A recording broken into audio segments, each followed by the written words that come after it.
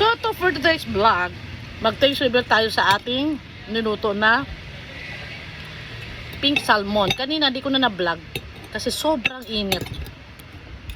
Ang tagal pang kumulo nung sabaw. Nung naluto na, tinamad na akong kumain kasi sobrang init. Sabi ko mamaya na lang. So, ito na, mag-taste review tayo sa pink salmon. Hinihimay ko, guys. Hinihiwa ko ng ganon kasi yung tinik nasa gitna ng laman. Yun. Ang sarap ng lasa, very fresh. Walang kalangsa-langsa, as in wala. Sarap. Tapos, ang sahog naman natin ay talbos ng kangkong, talbos ng kamote, okra,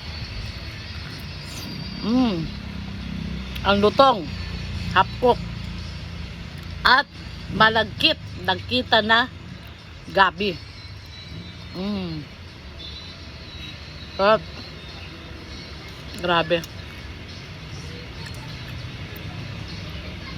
Ito rice, kangkong, talbos ng kamote.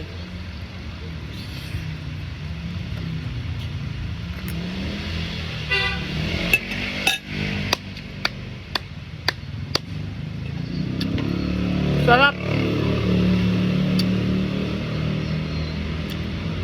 Sabaw pa lang, ulam na.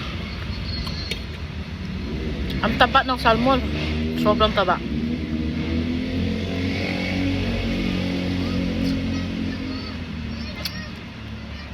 Hinihimay-himay ko ang sulok ng buto. Ay tinik. Kasi sa sobrang mahal ng ano niya, presyo niya, dapat simut sarap.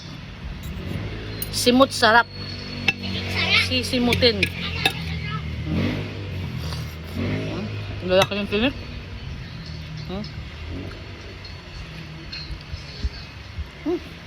Tinik.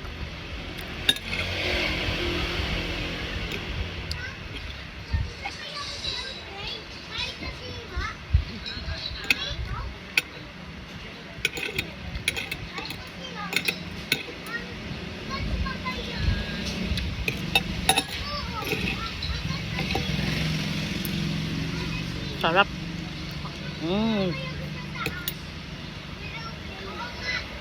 Kukuha pa ako isang hiwa. Kasi bitin sa isang hiwa. Ang sarap ng gulay. Lutong.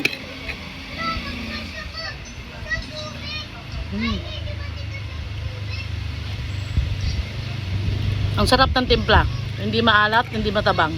Sobrang swak na swak lang yung timpla. Masarap nito, alam nyo, sausawan ng kalamansi at saka patis. Kaso bawal na tayo. Mataas ating kolesterol, bawal. Sarap. Pula na talbos. Sarap.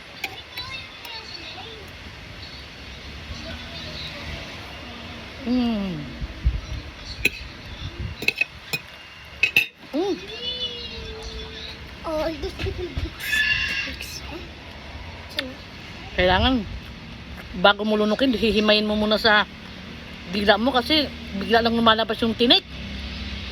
That's bite and bye-bye.